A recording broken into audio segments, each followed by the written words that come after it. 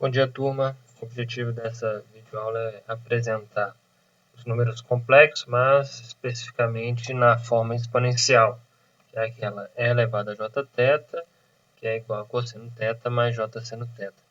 Tentar um pouco entender de onde vem isso e uma visão geométrica dessa expressão. Para a gente começar, uma função exponencial é e elevado a x, x é uma variável, e que pela série de Maclaurin ou Taylor a gente pode escrever ela como um somatório, e esse somatório de funções polinomiais. Ou seja, x, x ao quadrado, x ao cubo, x à quarta, multiplicados cada um deles por uma constante. Ou seja, 1, 1, meio, 1 sexto, 24 e assim por diante. É possível a gente deduzir, mas não é o foco desse vídeo aqui não. Se a gente substituir x por θ, vai dar a mesma expressão, só usando a variável que a gente vai tentar entender melhor ela, que é a θ que representaria para nós, vai representar um ângulo.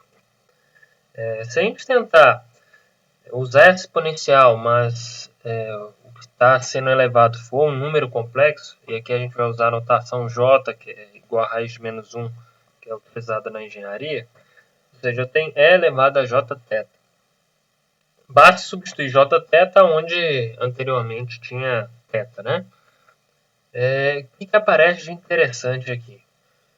A gente sabe que j elevado a qualquer número, ele vai ser o j, o resto de n sobre 4. Ou seja, ou vai dar menos 1, ou vai dar o próprio j, ou menos j, ou 1. Então, o que a gente vai ter quando a gente resolve essa expressão vai ser que, onde apareceu j ao quadrado, eu tenho menos. J ao cubo, eu tenho mais j. J à quarta, mais 1, e assim por diante. Então, eu tenho a minha expressão, que é a extensão na série de Taylor, para e elevado a um número imaginário, jθ. Beleza. Se a gente avaliar, então, esse e elevado a jθ, a gente está com essa expressão, e é interessante a gente notar que fazendo a mesma série de Taylor, Maclaurin, para seno e para cosseno, olha que interessante. A gente consegue visualizar que em e elevado a jθ, a gente tem uma parcela que corresponde muito a cosseno, praticamente igual, e uma parcela que envolve seno. Só que essa parcela, se a gente olhar aqui, mais evidenciado, ela está sendo multiplicada por j. Ou seja, essa expressão a gente consegue escrever, então, agora como e elevado a jθ cosseno θ mais j seno θ. E é essa expressão que a gente quer entender um pouquinho melhor geometricamente. Então, vamos lá. Então, seja um ponto C no espaço complexo, ou seja, em que o eixo vertical é imaginário, o eixo horizontal real, esse ponto C aqui, a gente sabe identificá-lo como uma componente A, que é a parte real desse número, uma parte imaginária B desse número. Ou seja, a gente tem a expressão, a representação retangular de um número complexo, comumente mais utilizada normalmente, né? C igual a A mais JB. Uma outra maneira da gente visualizar esse ponto é imaginar que eu tenho um comprimento, que é o módulo de C, representado por essa seta vermelha, e um ângulo θ, formado entre essa seta e o eixo na horizontal. Como que a gente pode perceber ainda mais? Esse A, que é a parte real, observe que aqui está formando um triângulo retângulo. Logo, essa parte A ela é igual a módulo do C vezes cosseno de θ. E a parte de cima, que é a parte imaginária, B, vai ser o quê? Módulo de C seno θ. Ou seja, assim a gente consegue escrever o ponto C como módulo de C cosseno θ mais J módulo de C seno θ. A gente não, agora há pouco não deduzimos rapidamente que E elevado a jθ é cosseno θ mais J seno θ. Olha que interessante que a gente tem aqui. Que C é igual ao módulo de C E elevado a jθ. Então, aquela expressão que a gente deduziu a partir da série de Taylor, ela ganha também uma visão geométrica. E é isso que eu quero trabalhar um pouquinho aqui. A gente pensar que se eu tenho aquela seta e ela se move com uma determinada velocidade angular, ou seja, θ é uma função no tempo, considerando uma velocidade angular constante, depois de um certo tempo, eu tenho um determinado ângulo, eu tenho que aquela setinha andou formando um ângulo θ aqui com o eixo horizontal. Esse ponto C, ele a gente já sabe que é módulo de C elevado a jθ. E se por acaso esse comprimento de C, o módulo de C, foi igual a 1, a gente pode escrever simplesmente que C é igual a E elevado a jθ.